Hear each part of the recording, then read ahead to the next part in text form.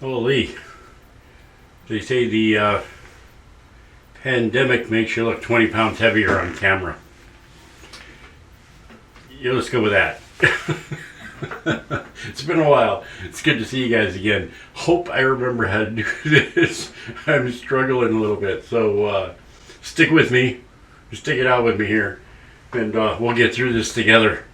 Anyway, I got a book from John Switzer. It's a metal book, and it came from Yamez at Island Metal Forge to John and to myself, and it's to put our touchmark in. It's a Forging Around the World touchmark book, and it's being shipped around, and blacksmiths are putting their touchmarks in it to preserve that, I guess.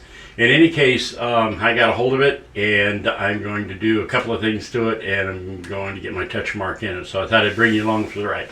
All right, guys, stick with me. This one should be kind of fun, and let's see if we can get back on this horse. It's been a few months, so yeah, we'll see what happens. All right, guys. Anyway, we'll see you at the other end, guys. All right, bye-bye now. All right, guys. We're going to start by building a jig for the press. And what we're going to do is take some bronze plate and build some brackets. They call them end loops for leather straps. Use them a lot on leather trunks, things like that.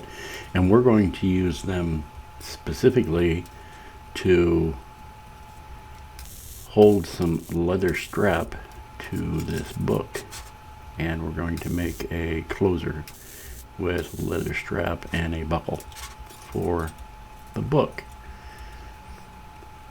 And I wanted to do all of this basically out of parts that I had.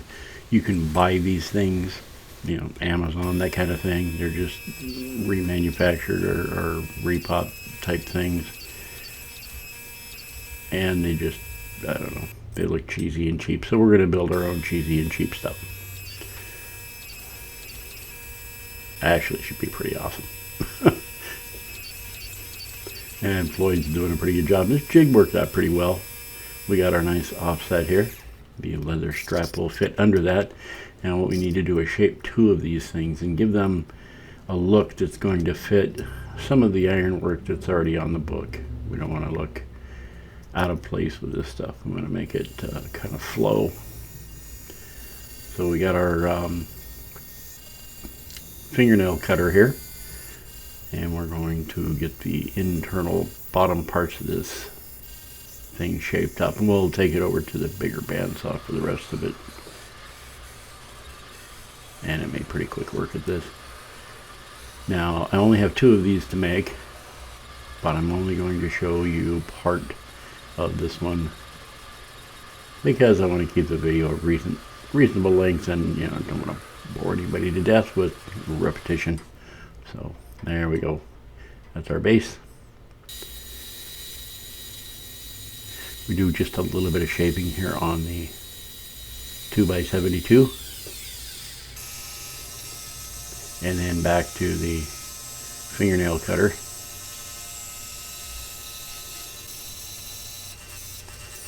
And this is basically the look that we're looking for on either side. And we'll get that shaped up and see how we like it. And see if it's got a good flow that goes with the rest of the embellishments that are on this book. So the reason I decided to do this is the first time I picked it up, I had it by one cover and it kind of flipped open on me. And a little unmanageable, So I figured we're going to build something to keep it closed, and we wanted it looking traditional, something old-fashioned, a little rustic. So we're going to build these two by hand, and then we'll forge out a belt buckle as a clasp type thing. Do a little leather work, but we'll get there. I'm just showing you the steps I went through for this particular process.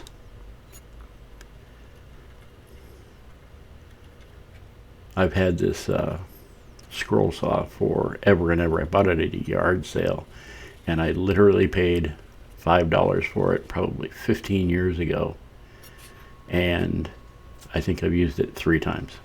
There we go. I got 2 of them made. Got to drill some holes in these guys so that we can mount them when it comes time to do that. A couple of holes to hold the leather strap down, and then a couple of holes to keep our scroll work, or you know, what's going to imitate scroll work, in place. There we go.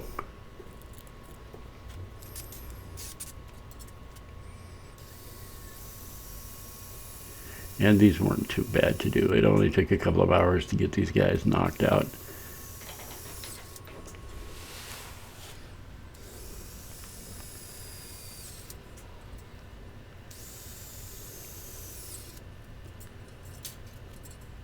Nice sharp little drill bit.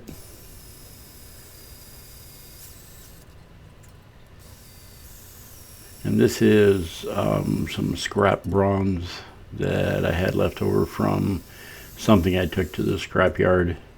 I'm not sure what it was, but it's just about perfect thickness. And around here they call this red bronze. I think it's just got a little higher copper content in it.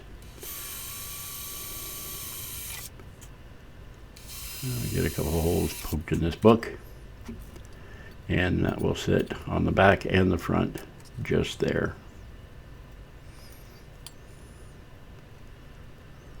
All right, and we're going to use some copper rivets to hold it in place. I think that'll look pretty good. Now, as John explained in his video, when he was working on this, he attached the hinges with just some nuts and some screws so people could take the covers off and do some work on them, that kind of thing. I did not take the covers off.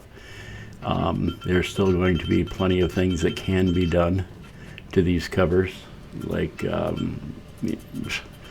scroll work, or well, a number of things. So if you need to take the book apart, you certainly can. And I'm not going to put any rivets in those hinges to hold them in permanently. Somebody, you know, down the road can do that. I did want to use copper rivets on this leather, though. If the leather ever gets old and starts to break and needs to be replaced, those copper rivets can be drilled out pretty easily.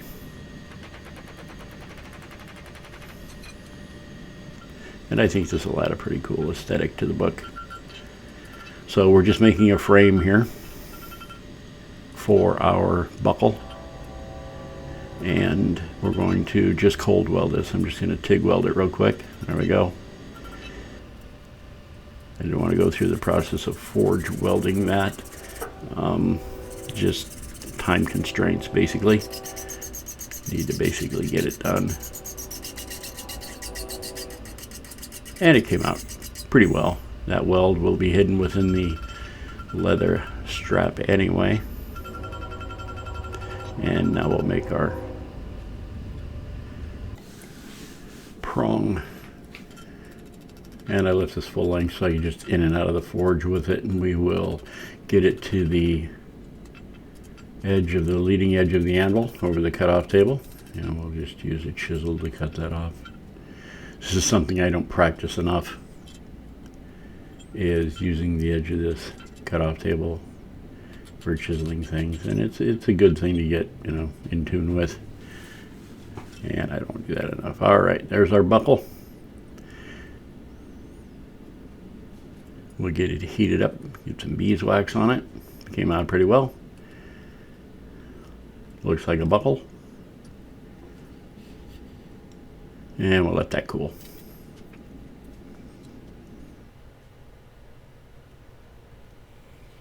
Okay. We got some leather here. It's a fairly thick leather, and oh geez, I don't remember the ounce on this, but it's good 1/4 inch thick. Maybe just a hair under that.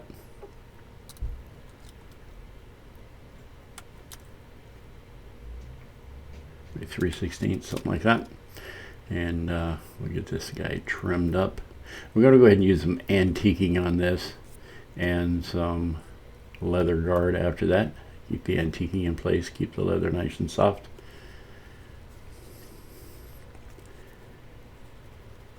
And like I said, being on a metal book like this and bouncing around a bunch of blacksmith shops, eventually this leather will have to be replaced. But the copper rivets can be drilled out pretty easily.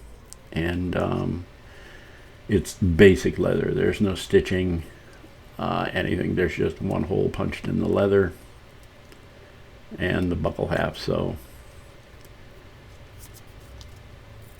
all right, let's get this buckle riveted on to the end of the short half. This will go on the front of the book on the copper cover side. So I left the ends of these brackets open to slide the leather through, and we'll simply trim that off once it's in place. And I did that so I could hook the buckle up, close the book, and on the back side I'll be able to tension that by squeezing the book together a little bit. The screws that are holding these hinges on are holding the book open slightly, so making this strap nice and tight and having to compress the book slightly. Once those screws are missing, this will still be good and snug, and another hole can always be punched in it if need be. And we got our little bracket to hold the end of our strap in place, and again, copper rivets, little washers on there. There we go.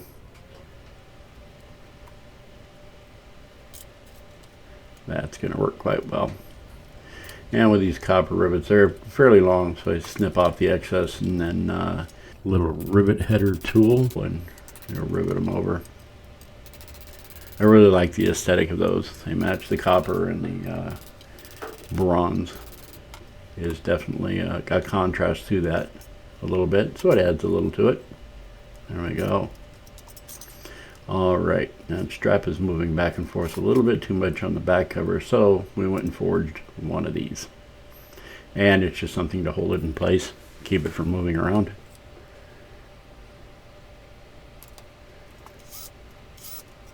Get it fairly straight.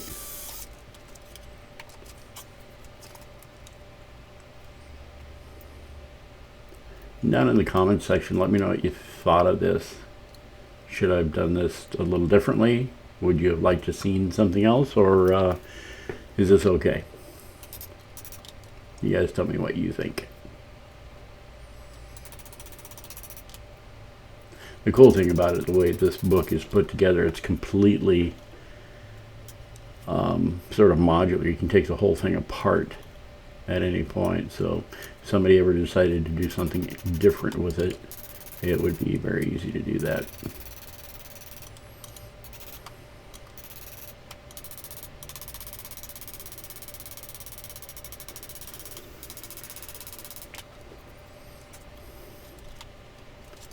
All right, we're going to take this book apart and get the page out that we need to put our touch mark on. And I'm going to go through the whole process here, apart and back together. I'm going to keep the little Chicago nuts lined up the way they went on. I want to put them back on the same threaded posts or the same threaded U-bolts. Don't want to be cross-threading anything or messing anything up. There we go. And that's where we'll put the touch mark. So into the forge we go. And we give this one good whack.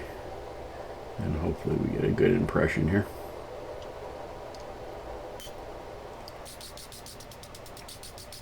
And it looks like it probably came out okay. We'll take a look at it here in a second. Alright, there you go. Big Dog Forge, Island Metal Forge, Roy Adams, Christ-Centered Ironwork, and John Switzer, Black Bear Forge. And we'll put them right back where we found them. And reassembling this book was actually fairly easy. It's not too difficult a task. It takes a couple of minutes. And you'll see this in just a second. The one mistake that I made is I started putting the, you should call them Corby bolts, Chicago bolts, whatever. I started putting those on, and I was tightening them down as I put them on. You need to leave everything loose until you get the last one started. It's not a super tight tolerance type of thing, but it's pretty close. So you have to kind of give yourself some wiggle room to get the last one or two in. So I ended up, you'll see me here in a second, I ended up loosening them again to get the last ones to line up. There we go. And it helps a little bit if you loosen up the hinges on the cover as well. So if you're doing this in the future and you need some pointers, there you go. It's pretty easy though. All right. We're going to call this one a pretty close to done here. There we are. We're on page 1. Yay. And I think that complements the ironwork and the copper quite well, my opinion. Like I said, let me know what you think, guys.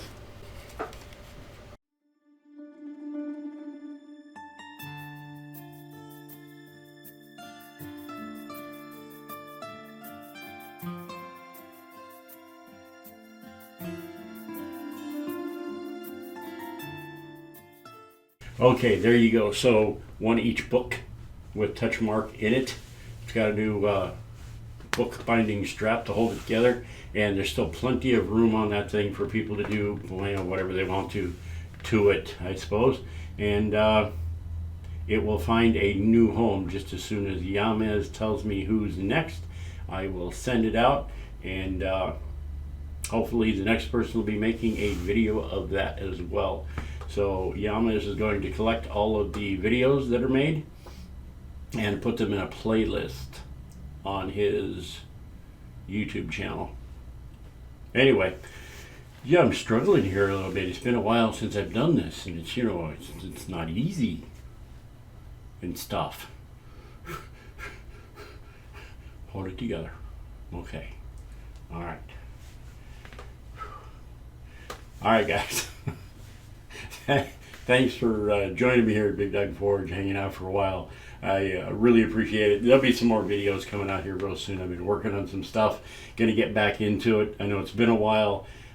Took a short break. Had some family stuff to do, some stuff to take care of the house, so had to take a few months off YouTube, but I'm back, and we'll be cranking out some pretty fun stuff. I've got a whole bunch of stuff to catch up on, some of it years old, and it's time to stop starting and start finishing. So that's what we're going to do.